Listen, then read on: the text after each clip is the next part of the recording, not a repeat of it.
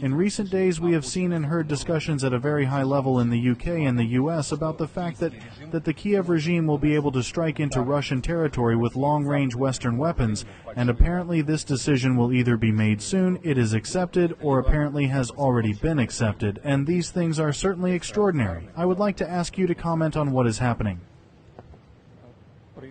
There is an attempt to substitute concepts, because it is not about permission or prohibition. The Kiev regime strikes the territory. It is already dealing the damage with the help of unmanned aerial vehicles and other means. But when it comes to using precision weapons, long-range Western production, it's a completely different story. The thing is, I have already talked about this, and any experts will confirm it both here and in the West.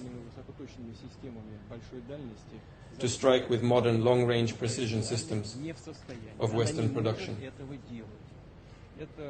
The Ukrainian army is unable, it cannot do this.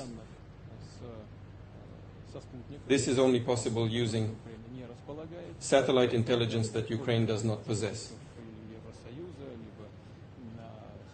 These data are only from European Union satellites or from the United States. In general, from NATO satellites. This is the first one. Second, and very importantly, perhaps crucially, it lies in the fact that flight missions in these rocket systems can essentially be modified. Only military personnel from NATO countries.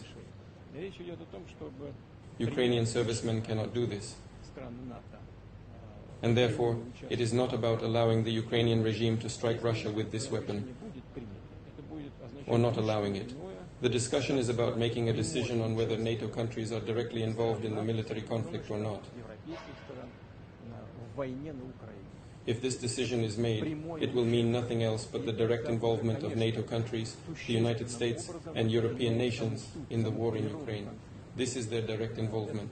And this, of course, significantly changes the very essence, the very nature of the conflict.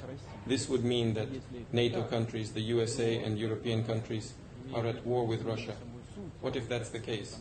What I mean is the change in the very essence of this conflict. We will make appropriate decisions based on the threats that are presented to us.